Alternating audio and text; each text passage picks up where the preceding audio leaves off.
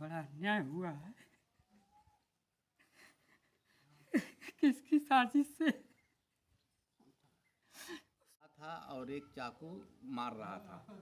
ये दर्द वो बहनें समझ सकती होंगी, वो परिवार समझ सकता होगा जिन्होंने अपने को खोया, जिन्होंने अपने के उस खुशी को खोया, जिनको कहा जाए देखते ही उनके चेहरे पे मुस्कान आ जाती होगी, पर अफसोस आज वो मुस्कान, वो खुशी उस चेहरे से कहीं ना कहीं गायब नज़र आती है तो मायूसी, दर्द और वो शिकवा। दोस्तों के सामने अगर उस दोस्त को मार दिया जाता है तो स्थितियाँ आप समझ सकते होंगे, और वहाँ बोलने वाला कोई नहीं था। जनपद आजमगढ़ मीरपुर थाना क्षेत्र के दयालपुर ग्राम सभा में हम उपस्थित हैं। यहाँ का देवेंद्र चौहान नामक युवक जो नागपुर पहुँचता है काम के सिलसिले में, वहाँ काम करता है, और बीते 2 अक्टूबर को कहा जाए दुर्गा माता की मूर्ति का विसर्जन का समय था, और रास्ते में ये लोग उस जुलूस को देखने के लिए रुक जाते हैं, और इनकी संख्या 10-12 थी, ये दोस्त थे, और उसी को देखते हुए कहा जाए आपसी विवाद हुआ किसी प्रकार से, और जिसमें देवेंद्र चौहान को निर्मम तरीके से चाकू गोद कर उसकी हत्या कर दी गई, और उसके दोस्त खड़े खड़े देखते रहे, किसी ने बचाने का प्रयास नहीं किया। शर्म आती है उस दोस्ती के नाम के इस शब्द से, जहां लोग एक शब्द नहीं बोल पाए और अपने दोस्त की जान नहीं बचा पाए। आज हम उसी देवेंद्र चौहान के घर पे उपस्थित हैं, और यहाँ इनका परिवार न्याय की गुहार लगा रहा है, और अंतिम दाह संस्कार कर दिया गया इन लोगों द्वारा।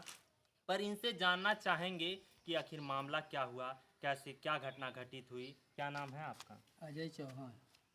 क्या जानकारी हुई थी आपको? हमको जानकारी यही हुई थी कि वहाँ पे जो है 5 लोग मार रहे हैं और बाकी तमाशा देख रहे हैं, इधर के लोग तमाशा देख रहे हैं इनके साथ 10-12 की संख्या में।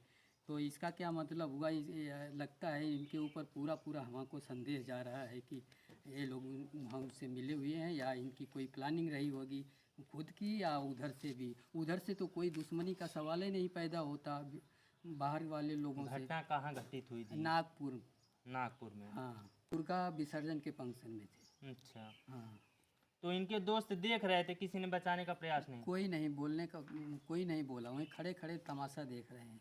तो आपको क्या जानकारी बताई गई इनके द्वारा फिर? वही बोले कि उनका चाकू मार के एक ज़्यादा चाकू मार दिए हैं, उसके बाद तो ना के बराबर है, तुम घर चले आओ, हमारे घर से सूचना मिली। तो दुर्गेश चौहान जो ठेकेदार रहता है वहाँ, जो लिवा गया था वही बोला है, वही लिवा भेजा है। अच्छा। तो क्या चाहते हैं प्रशासन से? प्रशासन से न्याय की मांग कर रहे हैं, न्याय की गुहार लगा रहे हैं। हमारे साथ बहुत बड़ा अन्याय हुआ है। किसकी साजिश से उसको मारा गया, प्लानिंग बना के, कोई रंजिश का करके बेरहमी से मारा गया। विसर्जन में इतना बड़ा हादसा नहीं होता, वहाँ सैकड़ों लोग उपस्थित रहते हैं। किसी ने बचाने का प्रयास नहीं किया। किसी ने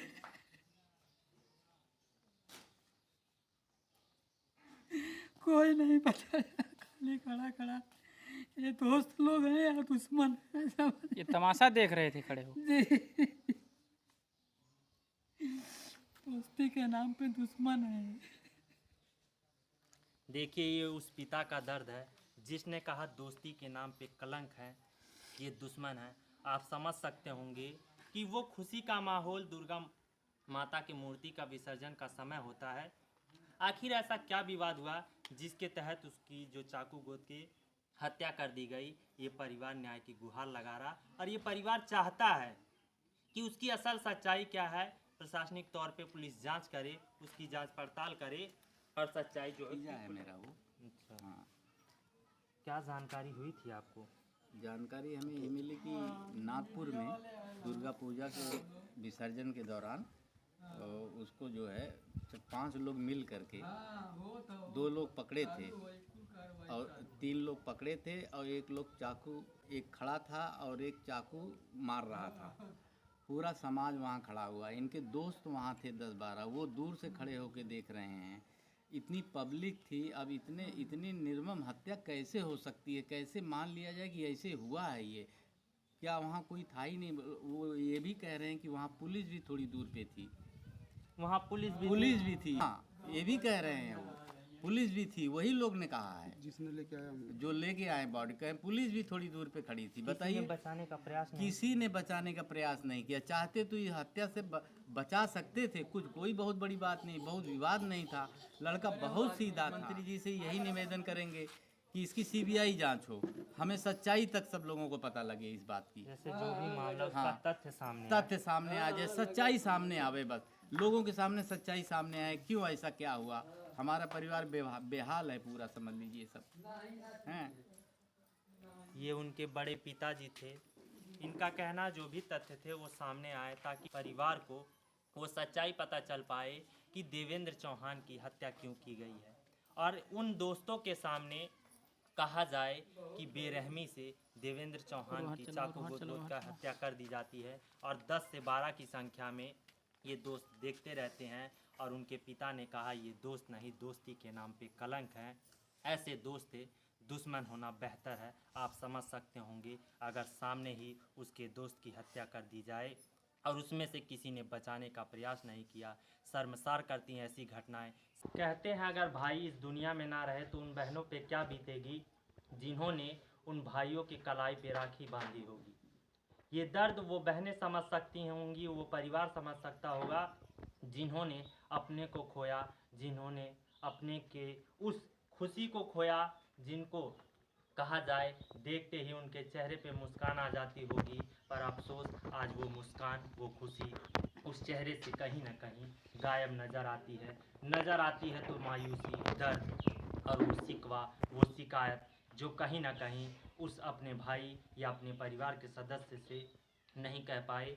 देवेंद्र चौहान नामक जो युवक की कहा जाए नागपुर में चाकू गोद कर निर्मम हत्या की जाती है, आज उसी देवेंद्र चौहान के घर पे हम उपस्थित हैं और उनकी बहन से बात करेंगे। भाई कब गए थे यहाँ से कमाने के लिए? 5 तारीख को। बात होती थी रोजाना? हाँ। उस दिन बात हुई थी कि नहीं जिस दिन घटना हुई? हाँ, अधिक में हुई थी। क्या बोल रहे थे भाई आपको?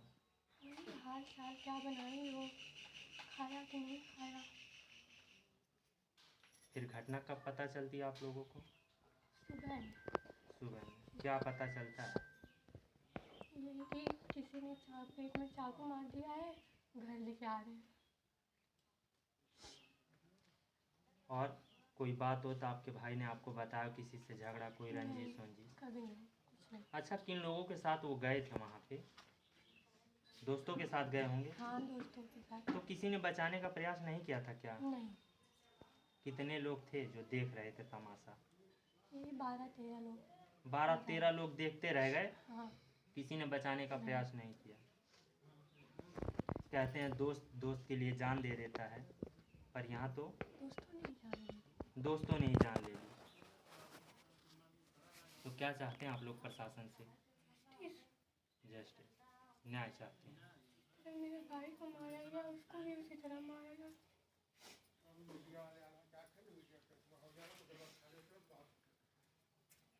बहन की पीड़ा है जिसने अपने भाई को खो दिया, जो शायद कहीं ना कहीं मन में किलसती रह गई, और उस परिवार को और इस बहन को इंसाफ कब मिलेगा? ये जस्टिस की बात करते हैं, इंसाफ की बात करते हैं। हम प्रशासन से यही कहेंगे कि जिस प्रकार से देवेंद्र चौहान नामक इस युवक की हत्या की जाती है, उस हत्या में जो लोग भी सम्मिलित होते हैं उसकी जांच की जाए, जांच पड़ताल हो, और जो लोग भी दोषी हों उनके ऊपर कड़ी से कड़ी कार्रवाई हो, ताकि एक ऐसे निम्न मध्यम वर्ग के परिवार के लोगों की जो विश्वास है, आशा है पुलिस प्रशासन से, वो ना उठे और इन लोगों को इंसाफ मिले, और दोस्ती के नाम पे बने कलंक दोस्तों का जो भी सच हो वो सामने आए। यही हम प्रयास करते हैं, शासन और प्रशासन से यही गुहार करते हैं, ताकि इस परिवार को इंसाफ मिले, न्याय मिले, ताकि ये लोग जान सकें कि हत्या की वजह क्या है।